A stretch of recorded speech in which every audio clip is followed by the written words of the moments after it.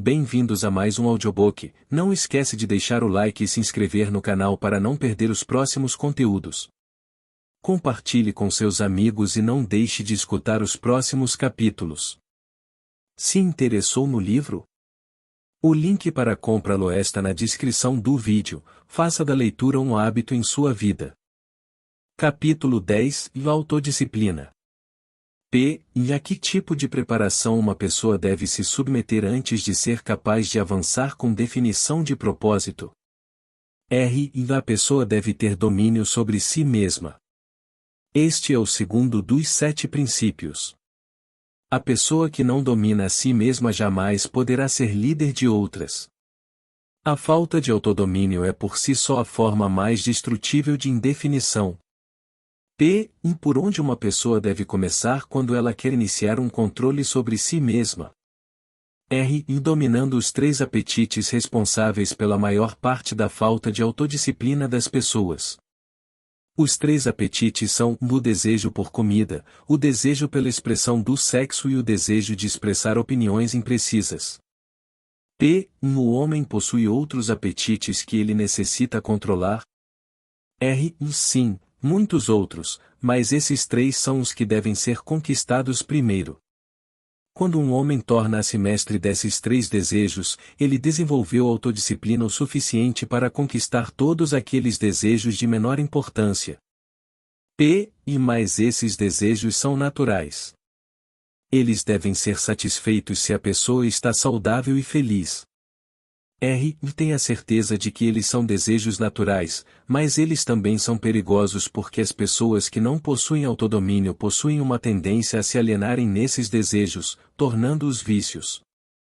O autodomínio contempla um controle suficiente tal que todos os desejos podem ser satisfeitos de forma a cumprir com as necessidades básicas, alimentando o corpo com o que é necessário e segurando aquilo que é excesso.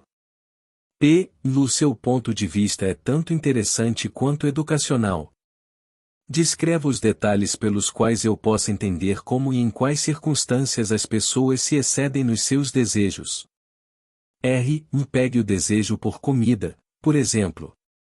A maioria das pessoas é tão fraca na autodisciplina, que enche o estômago com combinações de alimentos altamente ricos, que por sua vez satisfazem o gosto, mas fazem com que os órgãos da digestão e da eliminação trabalhem em excesso.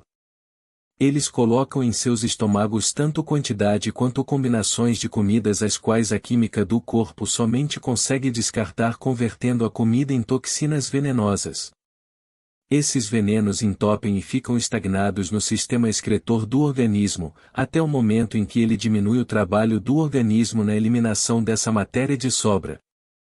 Após um tempo, o sistema gastrointestinal para de funcionar de forma saudável e a vítima acaba tendo o que se chama de constipação. A partir daí, ela está pronta para ir para o hospital. A autointoxicação pelo sistema gastrointestinal leva a máquina do cérebro a tornar-se algo como uma massa disforme. A vítima então fica lenta nos seus movimentos físicos e mentalmente irritada e irrequieta. Se essa pessoa pudesse dar uma olhada e pudesse sentir o cheiro do seu sistema gastrointestinal, ela teria vergonha de se olhar no espelho.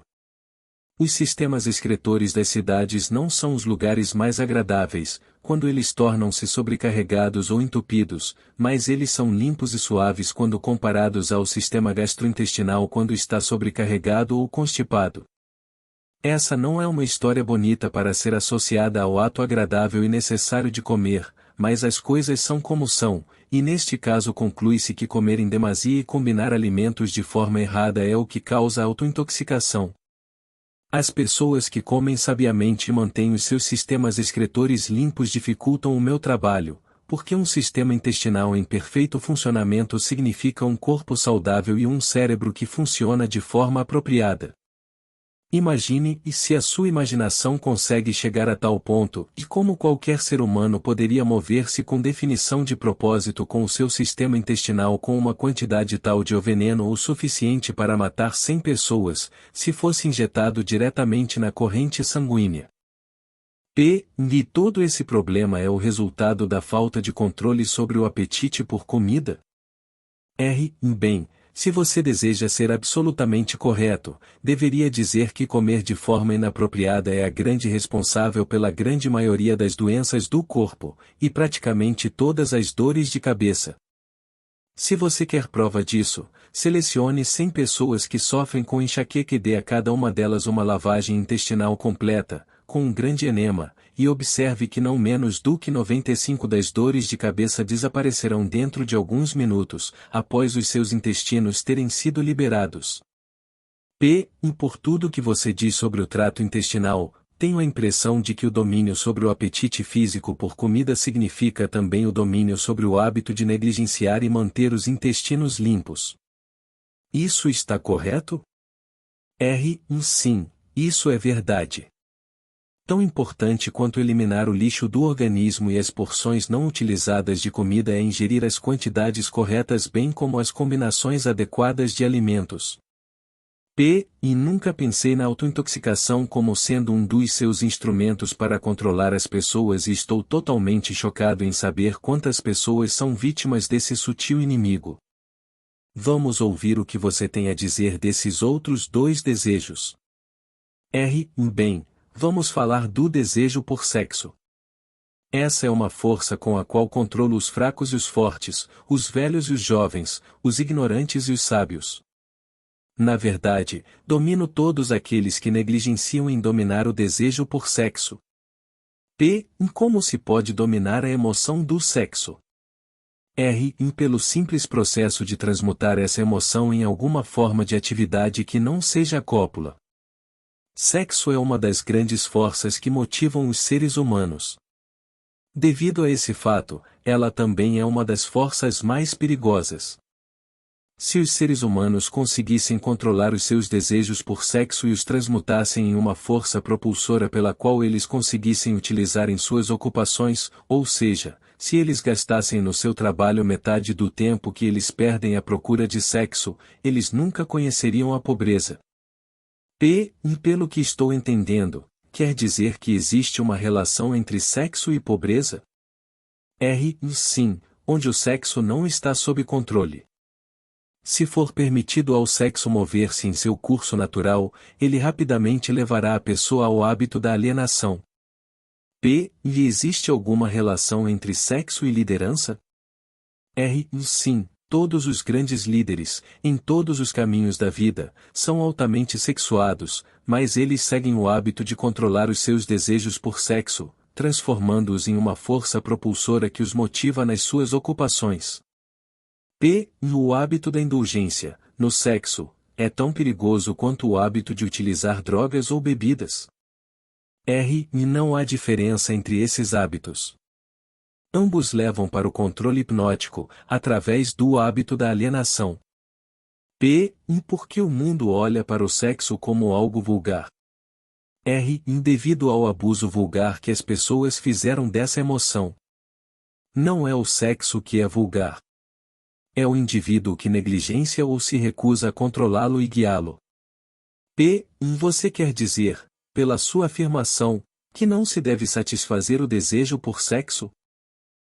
Não, eu quero dizer que sexo, como todas as outras forças disponíveis para o homem, deve ser entendido, dominado e feito para servir ao homem. O desejo por sexo é tão natural quanto o desejo por comida. Esse desejo não pode ser aniquilado, assim como não se pode parar um rio de fluir.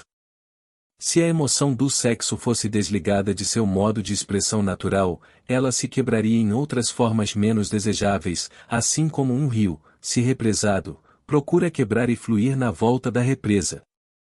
A pessoa que possui autodisciplina entende a emoção do sexo, a respeita e aprende a controlar e a transmutá-la em atividades construtivas. Quais são os prejuízos decorrentes do desejo excessivo de sexo? No maior dos danos é que ele priva a fonte de uma das maiores forças propulsoras do homem e gasta, sem uma compensação adequada, a energia criativa do homem.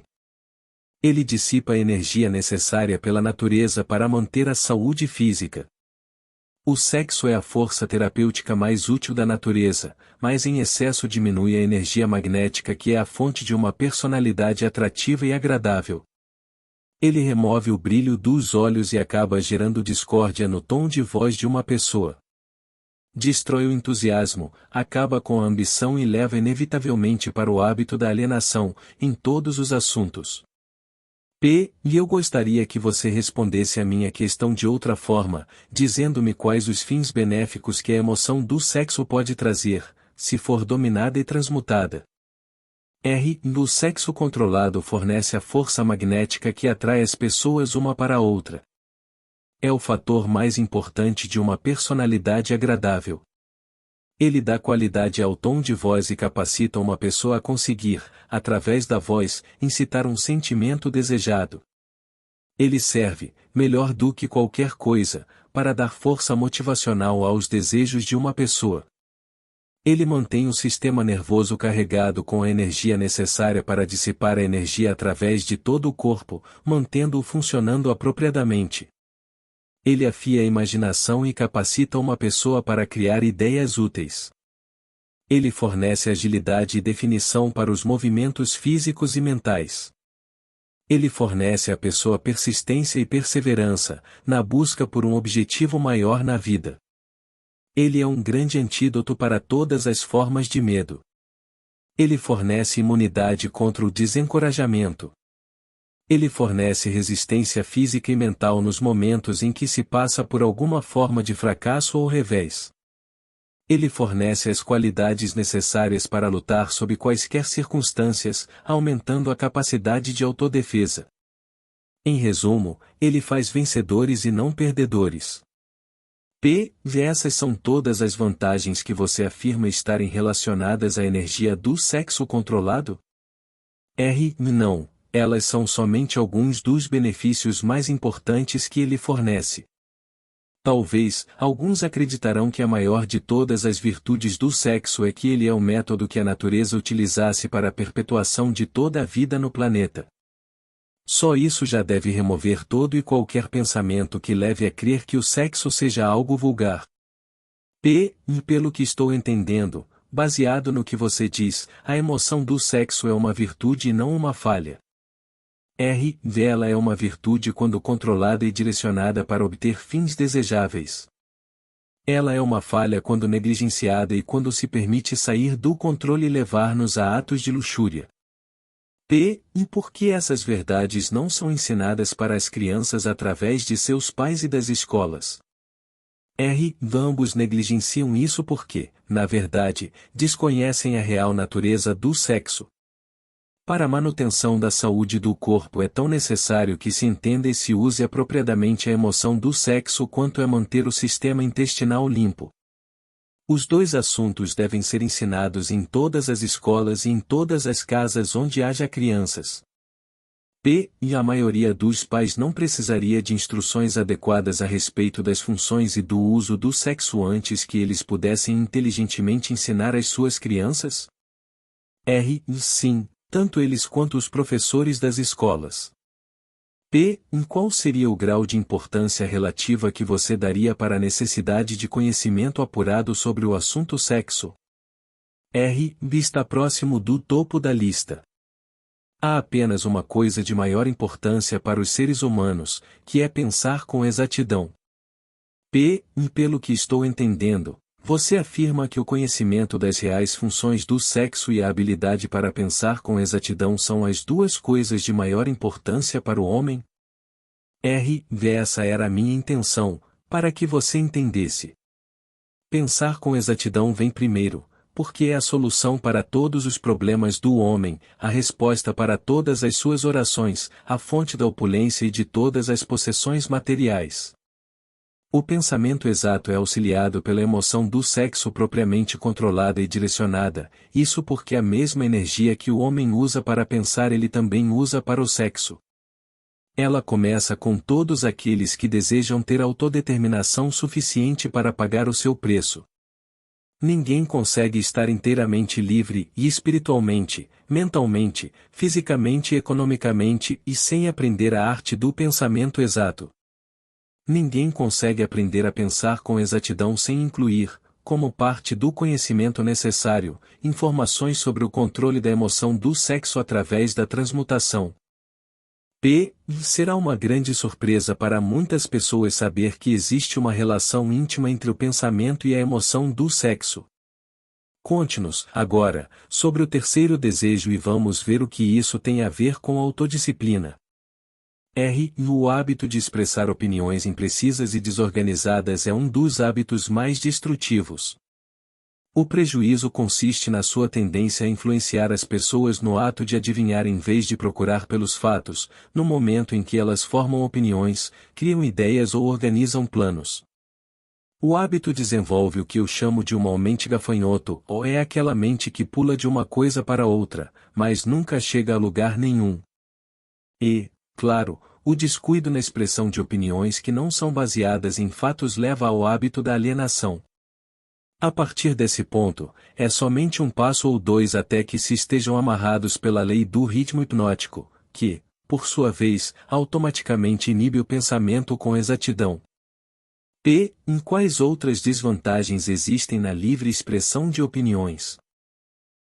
Da pessoa que fala demais acaba informando ao mundo todos os seus planos e objetivos, por sua vez, fornece aos outros a oportunidade de lucrar com as suas ideias. Homens sábios mantêm seus planos para si mesmos e evitam expressar opiniões que não tenham sido solicitadas. Isso previne que outros possam apropriar-se de suas ideias, bem como dificulta o acesso de outros aos seus planos, diminuindo assim as interferências desnecessárias. E por que tantas pessoas insistem no hábito de expressar opiniões não solicitadas? Esse hábito, na verdade, inclui em si mesmo um modo de expressar egocentrismo e vaidade. O hábito da autoexpressão é inerente às pessoas. O motivo por trás do hábito é atrair a atenção de outros e impressioná-los favoravelmente. Na verdade, ele possui justamente o efeito contrário. Quando aquele que se convida a falar atrai a atenção, geralmente ele atrai para si condições desfavoráveis. Sim. Quais são as outras desvantagens desse hábito? A pessoa que insiste em falar demais raramente tem a oportunidade de aprender ouvindo outros. Mas não é verdade que um orador que possua uma aura magnética normalmente colocasse no caminho da oportunidade para beneficiar a si mesmo atraindo a atenção de outros através do poder da sua oratória? Sim, um orador que possui o dom da fala realmente possui um ativo de tremendo valor na habilidade de impressionar as pessoas pelo seu discurso, mas não consegue fazer o melhor uso desse ativo se forçar o seu discurso em pessoas que não solicitaram a sua fala. Nenhuma outra qualidade acrescenta mais à personalidade de uma pessoa do que a habilidade de falar com emoção, força e convicção. Mas um orador jamais deve impor o seu discurso sobre outros sem ter sido convidado a fazê-lo. Há um velho ditado que diz que nada vale mais do que o seu verdadeiro custo. Isso se aplica tanto para a livre expressão de opiniões que não são bem-vindas quanto para as coisas materiais. E sobre as pessoas que expressam as suas opiniões de forma voluntária através da escrita, elas também sofrem da falta de autodisciplina? Uma das piores pestes presentes na Terra é a pessoa que escreve cartas deliberadamente para pessoas públicas de alta proeminência. Políticos, estrelas do cinema, homens que foram bem-sucedidos nos seus negócios, ou até mesmo escritores de livros best-sellers, e ainda pessoas cujos nomes aparecem seguidamente nos jornais, são frequentemente assediados por aqueles que escrevem cartas expressando as suas opiniões dos mais diversos assuntos. Mas escrever cartas não solicitadas é uma forma inofensiva de encontrar o prazer através da autoexpressão, não é? Que tipo de dano uma pessoa pode causar por esse hábito? Hábitos são contagiosos. Todo hábito atrai um conjunto de hábitos relacionados. O hábito de fazer qualquer coisa que seja inútil leva à formação de outros hábitos que também são inúteis, especialmente o hábito da alienação. Mas esses não são todos os perigos associados com o hábito do prazer em escrever opiniões não solicitadas. O hábito cria inimigos e coloca em suas mãos armas perigosas pelas quais podem causar grandes transtornos àqueles que insistem em mantê-los. Ladrões, estelionatários e vigaristas pagam altos preços pelos nomes e endereços de escritores desse tipo de cartas, porque, conhecendo-os como eles os conhecem, acabam tornando-se vítimas fáceis de todas as formas de esquemas que resultam na perda do seu dinheiro. Eles referem-se aos escritores de tais cartas como doidos. Se você deseja saber o quão idiotas essas pessoas são, leia a seção de cartas de leitores de qualquer jornal e a coluna na qual o jornal publica opiniões voluntárias de seus leitores, e você verá por si mesmo como os escritores de tais cartas antagonizam pessoas e trazem para si a oposição de muitas outras. E eu não tinha ideia, Sua Majestade, de que as pessoas podem criar tanta confusão apenas expressando opiniões não solicitadas, mas agora que você trouxe o assunto à tona, lembro-me de ter escrito para o editor de uma proeminente revista uma carta de crítica, que obviamente não havia sido solicitada, e que no futuro custaram-me um belo trabalho e um emprego na sua empresa, que me geraria um alto salário. Esse exemplo é perfeito. O lugar adequado para começar a autodisciplina é exatamente onde você está. O modo para começar é exatamente reconhecendo a verdade de que não existe nada para sempre ou nada de diabólico exceto o poder da lei natural, em toda a criação e em todos os universos. Não existe nenhuma personalidade individual, onde quer que seja, através de todos os universos, que possua o mais ínfimo poder para influenciar um ser humano, exceto a natureza e as próprias pessoas, por si mesmas. Não existe ser humano algum, agora, vivendo ou que já tenha vivido, e absolutamente ser humano algum que venha a viver em qualquer ponto do planeta, que tenha o direito ou o poder de privar o outro de seu privilégio de exercitar o pensamento livre e independente. Esse privilégio é o único sobre o qual qualquer pessoa pode ter controle absoluto. Nenhum ser humano adulto jamais perde o direito da liberdade de pensamento, mas muitos perdem os benefícios desse privilégio, ou por negligenciá-lo ou porque já foi tirado deles por seus pais ou instrutores, antes mesmo da idade do entendimento. Essas verdades são autoevidentes, não menos importantes, pelo simples fato de terem sido reveladas a você pelo diabo e não pela minha oposição. E mais no que as pessoas vão se sustentar no momento de uma emergência quando elas não souberem para onde nem a quem apelar. E deixe que elas se apoiem na única fonte de força disponível para qualquer ser humano. E o que é essa força? Deles mesmos. A força de seus próprios pensamentos. A única força que eles podem controlar e na qual eles devem se sustentar.